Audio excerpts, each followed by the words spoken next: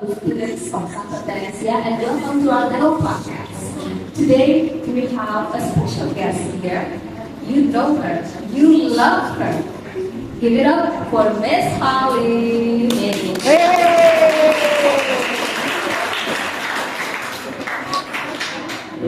you, Miss Holly, for joining us. It's very pleased to have you. Thank you. I'm delighted to be here. Okay. Would you like to start with a question, or would you like to start with a backstory of your life? I like questions. All right. We have a question. What is your favorite color? My favorite color is purple. And if my daughter, who is 6 years old, watching at home, she will also tell you that I like to wear anything and everything purple. Very nice. That was the starting questions. Okay, we will start with a simple question. Why do you come to Indonesia? What makes you want to go visit? Thank you. That's a really good question. I come to Indonesia for my work, but I stay because I enjoy talking to students, eating the food, and exploring this beautiful country. So my work is a little bit complicated, I must admit, but I advise farmers and businesses on how to increase the productivity of their farms by using good agricultural practices. And something that I didn't share with the students earlier today is that a lot of my work and a lot of the advice that I give is actually about recognizing the role of women farmers. Often when we think about an Indonesian farmer, people think about the man and he going out to the field and doing the work. But what we know is that actually women farmers do a lot of the work around planting seeds, weeding, and harvesting. And my goal, or my job, is to tell businesses that sell seeds or fertilizer or inputs to recognize the important role that women farmers have, and to invite them when they do training or socialization activities about their products.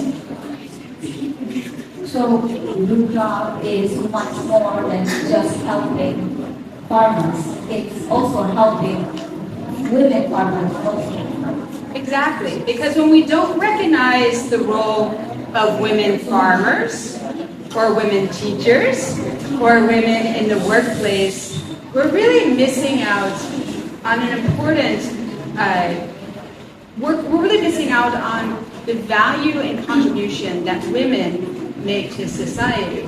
And that when we're able to recognize women in these roles, we're able to bring them in as full and equal partners, you start to see farms do better, businesses do better, and economies do better. Okay. That is only great even. So, and you know that this is really helping the country and the places. But what places have you been to help people? Thank you. So I have been really fortunate, and I have been working as an advisor for almost 18 years. And in those 18 years, I've had the great opportunity to travel all around the world. I've been coming here to Indonesia for 6 years, but I've also been able to travel to many countries in Africa. I currently live in Morocco. In Morocco. And I know you go to so many places, so many countries. I just want to ask, what is your culture shock when you get here and other countries? What would That's a really good question. I don't know if I would ever say I have Actually, you know where I've had the biggest culture shock? Where? In America. In your own In my own home country. And I say that, so as you all know, students, I'm from New York City, and we have our own traditions, we have our own language, and we have our own foods that we like. And when I went to university, I told you all that I went to school in Nashville, Tennessee, the birthplace of country music. I had never heard country music before. Before I went to school, I had never heard it. And I said, what is this music that they're listening to? And they eat different food there, and they have different traditions. For example, I used to walk, when I was in high school, I would walk very, very quickly to my classes. I didn't like to be late. But in the South, in Nashville, Tennessee, you slow down. You slow down. You don't walk like that. You walk like this. Why? It's hot. Right? but it's also the culture. The environment shapes the culture, and the culture shapes the environment. So you walk slow, you spend time talking to your friends. It's not business, business, business. It's a mixture of social and school, and that was very different from where I was raised. And even though I have traveled all over the world, I've lived in Africa, I've lived in Asia, I've even visited Central America. As I said, the most culture shock I ever experienced was in my own home country. That is a little shocking. Because having a culture shock in your own country is like I haven't eaten fried rice for my life. Even though I've been. Right. That was. And what is different in America and Indonesia? Well, I think there's actually a lot of similarities between Indonesia and America. Like America, as I shared on the map, is a very large country, and it's very diverse. But so is Indonesia. Indonesia is a very large country, spanning 3,000 islands. 17,000 islands. 17. Why? Wow, that is a lot. So this is a massive country, much like the United States, and it's also a very diverse country. And so for me, those are some of the similarities between our two countries. We also in America like to eat really nice food, and I know how important food is here in Indonesia. And I feel like both food are delicious from America and Indonesia. And did you have any problems eating food? I mean, I know sometimes it's spicy, sometimes it's sweet. Did you have any problems? No, and I can say actually from my experience traveling to Nashville, Tennessee, another thing about the South of the United States is they also like spicy food there. So I got to, that was part of my culture shock, but I also learned how to eat spicy food, and for me, I really enjoy the cuisine here. Well, I already disclosed that to the students, but I'll share again. I'm a traditionalist. My favorite food in Indonesia is nasi goreng. Nasi goreng is the best. So, besides food and culture, what other countries have you visited? That's a really good question. So as I said, I've lived a lot in Africa. So I've lived in West Africa, Central Africa, East Africa, and even Southern Africa. But I didn't tell you about the time that I lived in Germany, and I'm actually married to a German. So my daughter is half German and half American. And I like that because that means that she will always be traveling throughout her entire life. She has grandparents in America, and she has grandparents in Germany. So she'll always get to travel. And traveling between countries from mom and dad, America. It sounds lovely.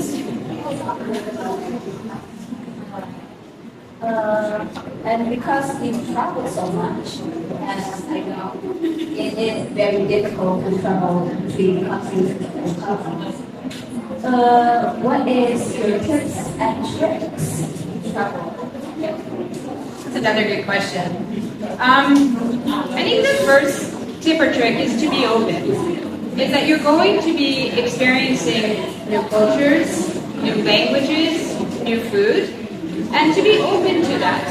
You may feel a little bit uncomfortable, but being a little bit uncomfortable is actually a good thing.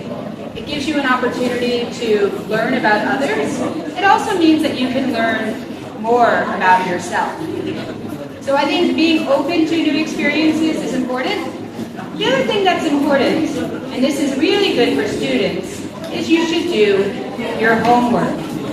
Well, you should listen to that. Do your homework.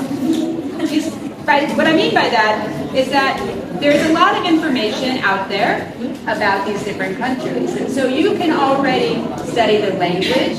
You can also learn about the customs. As you know, some places it's appropriate to wear very short shorts and t-shirts, and other cultures and countries, it's not really appropriate. So it's important to read up, do your homework, and learn about other countries and the rules and norms that guide that, so that when you go, you are respecting these countries and really operating within their rules and not coming in and being disrespectful. That is important, especially when you are going from another country to another country. It is very important to be respectful to the laws of the country. And I feel like when you've been in other countries, you met other people. So have you met other interesting people? Of course, I meet interesting people all the time, including yourself and the students here. And I think that's one of the special things about travel. It's an opportunity to learn and to meet other people. And something that I really appreciated with technology is that when I live in a place, I make friends, and then we can continue to stay in touch with WhatsApp. So I have a network of friends from all the countries that I've lived in. So I've lived in about 20 different countries, and I'm still in touch with the people from each of those countries. And with WhatsApp, and Facebook, and Insta, it's possible. It's possible to just accept. Exactly. So let's round this up because time is what we have. Do you have a motivational quote for people out there? I think that's a very good question.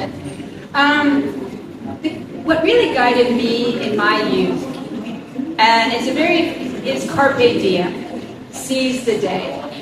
Seize the day in terms of what's available for learning, opportunities. There is a lot of things out there, and as we were talking today, travel doesn't mean you don't have to be rich to travel. You don't have to go far to travel. That you have a lot of opportunities just in front of you. And for me, carpe diem is really about seizing those opportunities and living the life that you want for yourself. That is great. Carpe diem. Carpe diem. Carpe diem. The motivational quote. Carpe diem. You guys remember that? That is beautiful, right? Okay. And for the most awaited question, you want to know? Do you like dangdut or pop? Dangdut or pop? Indonesian music. She said you work at a culture shock in America. But do you like the music? Well, can I ask you to sing some of it or play some of it? Oh,